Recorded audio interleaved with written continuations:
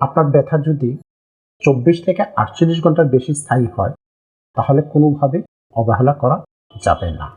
যদি এই ধরনের সমস্যাগুলো দেখা দেয় অবশ্যই ডাক্তারের শরণাপন্ন হবেন।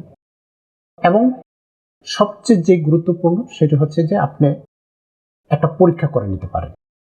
যেমন আপনার টেস্টিস বা স্ক্রোটাম আল্ট্রাসোনোগ্রাফি যদি করেন তাহলে রিপোর্টে বোঝা যাবে যে কি ধরনের সমস্যা।